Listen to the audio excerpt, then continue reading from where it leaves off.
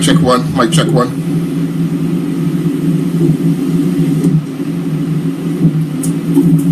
Mic check one. Mic check one.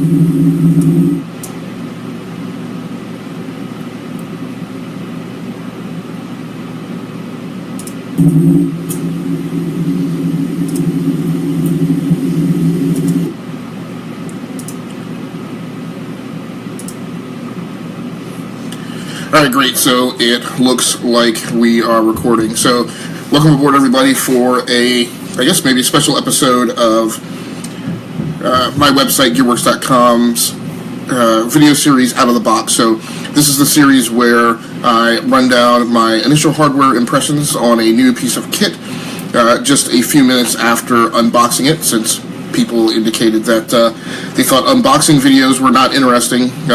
I do like to periodically go over just kind of my initial hardware impressions of the new piece of gear. So tonight we're going to be talking about the Nintendo Switch, which I just got probably about an hour and a half ago. But before we get to that, I do want to talk a little bit about the obtainment experience. So I pre-ordered mine from GameStop. And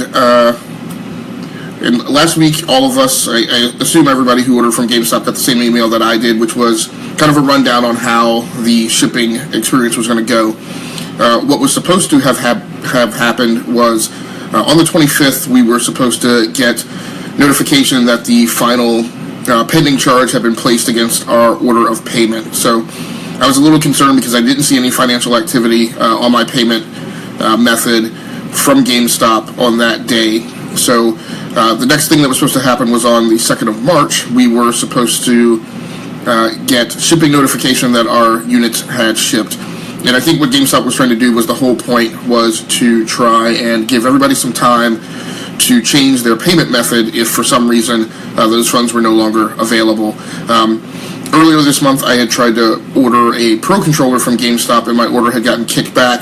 Not for financial reasons, but for some other reason that wasn't really clear to me. I'm assuming right now that it was because I put the order in after their inventory had already sold through on pre-orders. So that, in combination with the fact that I hadn't seen the financial activity that I'd expected, as well as the fact that another account that I had linked to the same payment method had indicated some problem with the account number being incorrect earlier in the week, which was in fact not the case, kind of converged in a place that made me feel a little uncomfortable and uncertain about whether or not I was going to actually receive this thing this weekend. Let's see. So on the 2nd, that morning, again, I had expected kind of some shipping notifications or payment indications to come out at midnight. That did not happen either. So I kind of rolled into the day of the 2nd, again, still unclear on whether or not I was getting a unit. And also had problems getting confirmation on my order on the actual GameStop website. So when I would go and enter my order number and email address, it would initially say order not found. And I would have to enter my order like 2 or 3 times, and then about the 3rd time I would get a positive response back, order found and here's the status. So it's been a little uncertain. And then today, actual shipping day, the final bit of uncertainty that I had was that the UPS hub, where I normally expect my packages to be placed on the truck for delivery, was not the normal place for this address. It was actually a town further south, which is where I used to live, and generally when I see a package being placed on the truck there and being sent out for delivery, it generally means that they're trying to deliver it to an old address that I used to live at 10 years ago. So, but as it turned out, I did actually get my unit about 5 minutes after the deliver by time date that I had on my order and on my UPS shipping notification. So that was kind of the uncertainty and discomfort that I had just getting a hold of the console itself. So the experience of obtaining games. So last night I left work, went to the GameStop nearest to my job, and at that GameStop they were not taking any further kind of prepayments or pre-orders or anything for games or accessories. The response I got from the clerk there was that the midnight launch was going to be in 7 or 8 hours, and I could come back then to purchase games from that store. I drove home and went to my local GameStop, and there they were still doing pre-orders or prepayments, but they had sold through their allotment of Zelda. They still had units of Super Bomberman R, but for Skylanders Imaginators, they only had one unit left available for prepayment, pre-order, whatever you want to call it. By the time I got to the actual cashier in the line I was in, he then said the only thing that I could pre-order was Super Bomberman R. So I said that was okay. I didn't really want to just pre-order for one unit from that store. So when I got home, and we talked a little bit about this on Band of Gamers earlier in the week, so if you'd like, you should go back and check out that episode, because we talked at length about how weird it was that things were so uncertain and unclear on the last waning days of the launch of this device. Now, in most cases, those areas of uncertainty were about games that were being added to the launch lineup, so I disagree with a lot of the media who has been running around saying that this launch was problematic because Nintendo hadn't nailed down the launch lineup, and I feel like that's untrue. In past generations of console releases, we have definitely been on the eve of launch and been getting indications that games that were supposed to make the launch were being delayed. In this case, with the Switch, in 90% of the cases, Nintendo has been adding games to the lineup. So I don't think it's this launch is that different from other launches in the past, other than the fact that Nintendo has been adding games to the launch up, whereas most of the other console launches have been taking games away. But at any rate, when I got home, I did encounter some of that uncertainty of additional paths to obtaining games that it was not clear we were going to have. So, for instance, I did get Legend of Zelda, Breath of the Wild. I obtained that, which I hadn't been able to get at retail. The way I wound up getting it was available on Amazon with a digital code for download from the eShop. And those were two things that were really uncertain, which was whether or not there was going to be a full-born eShop in the same format as you might see on your Nintendo 3DS, and whether or not games were going to be immediately available on launch day for digital download. Those two things had not been confirmed in any way that I had any confidence in. Most of it was speculation. So I was happy to see last night that was the case, and actually that order of Legend of Zelda that I bought from Amazon was available for digital download at 9 p.m. last night, which obviously I didn't have the console yet, so I haven't pulled it down. Today, I found some further interesting things, and there's two other games that I need to order.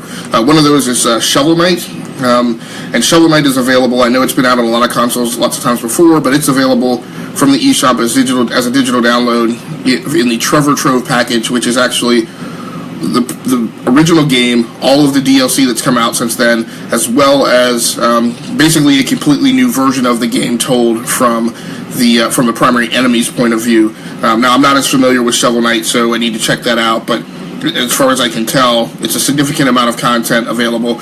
Also, again, available from the eShop, which we didn't know was coming. The other game is one that I'm significantly interested in. I'm just looking up the name here, is RMX, or Fast RMX, which is kind of a game like Wipeout. So it's a futuristic racing game, similar to the PC game released last year, Redout. Didn't know that game was coming out on launch day. When it was announced that it was coming to the Switch, no release date was indicated for it, and I sure did not know that it was going to be coming out on the eShop. So all that news is great. It's awesome that those games are available, but those were things that I was unclear were coming. So, and then finally, in terms of the purchase experience, the Game Controller Pro, again, I think that hit availability for pre-order maybe like the 12th of February or so. I attempted to pre-order it from GameStop, was unsuccessful. I believe they were sold through on inventory. Every GameStop retailer that I've stopped at has said that they sold out of pre-orders. When I checked at retail today as to whether or not they had one, those shops didn't. I tried hitting Amazon last night when I was trying to order games from Amazon.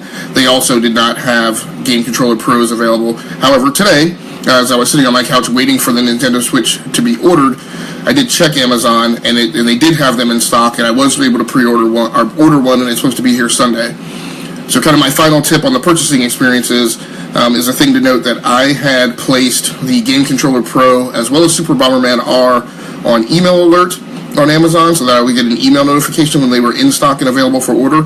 I did not get that email alert, so the way I wound up getting my Game Controller Pro is I kind of prudently manually checked Amazon for inventory, regardless of the fact that I put in the email notification request. So don't trust that Amazon is going to notify you when something is in stock. In fact, I would say if you're trying to obtain the Switch or games or accessories, I would periodically manually check those sites or your accounts to see if those things are in stock. And I guess my last bit I'll add is at GameStop, even though it's been tough to track down Switch accessories and games, I hit that GameStop by where I work right after work today. I tried to get off a little early, and that was successful. And they did have Super Bomberman R. So I should also mention, I ordered Legend of Zelda digitally from Amazon. I also ordered Skylanders Imaginators in physical copy from Amazon. That was not supposed to be here till Monday. However, indications are now that it will be here sooner than planned, and it's arriving tomorrow. So, if you're trying to get something from Amazon, I guess my general feeling is if you're trying to get something and you're playing the game of whether or not to order from Amazon because you don't want to wait for it, and you're trying to find it at retail, I would just go ahead and order it from Amazon. Particularly if you can put that order in the next few hours or tonight, and it might show up for you this weekend. Okay, so that's my whole spiel on everything that I've experienced in trying to get a hold of a Switch and games and accessories. So let's go ahead and run down the hardware real quick. So this is the Nintendo Switch dock. This is the back of it, and I've got the Switch sitting in the dock right now. The cover pops down this way, and you can see there is HDMI, USB, and the AC adapter. The AC adapter, the lighting may not be that good in this direction, is USB-C. So the console itself has USB-C, and it's a USB-C connection in the cradle itself. It also has a regular USB-A port here. I'm assuming that's going to be for accessories. And then there is HDMI in the bottom slot. Now, with monitors or docking bays or anything, I am not a fan of these cableways that are a 90-degree angle. It tends to be problematic, and it gives you an inability to easily see these ports sometimes and get a cable in there, particularly if you have it sitting on a desk. The nice thing about this cradle is it's small enough, it's not going to be permanently affixed. I should be able to pick it up. I don't anticipate looking over at my console workstation. I don't anticipate this being behind anything. It's small enough that it can be out in front of the TV and not obstruct my TV view. So hopefully it won't be that big of an issue. This is a cableway route here where the cable will come in, and then you just shut the door. One thing that's of interesting note is this dock has 3 USB ports. So it's got these 2 here as well as the one internally. So, some of the criticism has been against the cradle and other aspects of the Switch's design.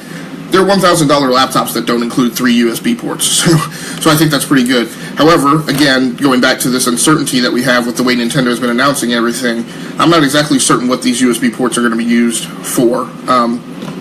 It could be to connect 3 Pro controllers for multiplayer. It's just, I'm really kind of unclear. But they're there and they are accessible. Let's talk about the Switch itself. When the Switch drops into the cradle, hopefully you can see all the way down there, it just has those 2 little nubs as well as a USB-C port at the bottom. One thing that I'm not crazy about is when you do drop it in, there's not like a satisfying click or kind of like you have with some game controller rechargers. There's not like a plunger type effect where you seat it, push it down, and then it clicks into place. So what you really have to do is you really have to wind up watching the display when you drop it in there. What happens when you drop it in there to confirm that it's in is you get a little battery charging indicator up here in the upper right. So this is the Nintendo Switch fully assembled with the 2 Joy-Cons slid on the rail. The Joy-Cons do provide a click when you slide them on, so that's good. Excuse me. Volume rocker is right over here. Power button is here. This is a highly recessed power button. So if you have really kind of piglet fingers like I do, you really have to kind of get your fingernail in there to feel confident that you've depressed the power button. So that's okay. I think that's a result of trying to make it reasonably thin and not overly thick. Here is the headphone port, and here is the game slot for cartridges. Again, this is the thing you have to get your fingernail in and pull back. It has kind of little plastic tabs here holding the cover on. So I'll talk about some other areas. These are the types of things that do make me nervous a bit about the hardware, because I'm just not super confident that after like a year of opening this game cartridge flap, pulling down the easel, and doing some other things mechanically with this device, that things are still going to feel kind of tight and firmly in place. So I'm just not exactly sure how these things are going to wear as far as the design Nintendo's implemented. There is the game cartridge slot. Not absolutely certain how much use I'm going to be getting out of that, out of the 3 games. Well, I guess out of the 3 games, something I do have 2 that are going to be cartridge based. And I guess 3 that I'm going to buy as digital downloads. So, like I said, I just don't know what the distribution of physical games to digital that I'm going to wind up having on the Switch, so it may not even matter. There is ventilation up here on the top. Let's see what else. Here's the kickstand. So, it is just a little, like what I call a ribbon kickstand, just because it's kind of thin and only on one part of the console. It pops out, you do get a click, and then it should seat in place there. Let's see, have I missed anything? So there is the USB charging port. You can you can charge directly. You can charge the console directly without necessarily charging it through the cradle. I should also mention that with the cradle, when you do drop it in, when the device is on, you will get a green light here. Where am I? Right there. Okay, when the device is off, that light will be off. So that's okay. What I would have preferred is a red light to indicate when the device was charging, or a blinking light, and a solid light or the light being off when it was fully charged. Point being, I would have preferred having this be a charge indicator rather than a power on or power off indicator for the device. Like I said, I think I mentioned that you got a USB port here. The one thing you have to look for, because this is going to be a significant issue, is where is the micro SD card slot? And the answer is it's sitting here behind the kickstand. So, as I mentioned on the Bandit Gamers podcast maybe a couple of weeks ago, I have several 128 gig cards. This will take up to a 2 terabyte micro SD card, although I don't believe any 2 terabyte micro SD cards are on the market as of right now. A couple may have come out since that conversation maybe a month ago. They are very expensive. But you can easily find 128 gigabyte micro SD cards on eBay for incredibly cheap. So, like as I mentioned on the Bandit Gamer show, I would just go that way if you're really concerned about it. This is the speaker grill in the back.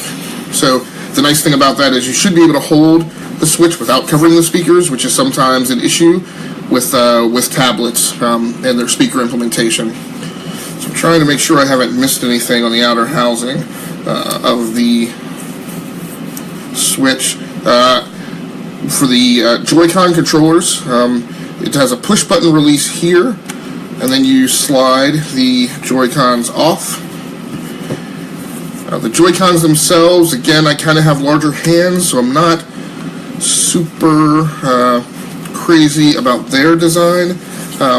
However, since I do have a Game Controller Pro coming in, it may not ever be an issue. So I don't have the hub thing over here that you can slide these onto, and they kind of give you what kind of looks like a whale tail grip, but that did come in the box.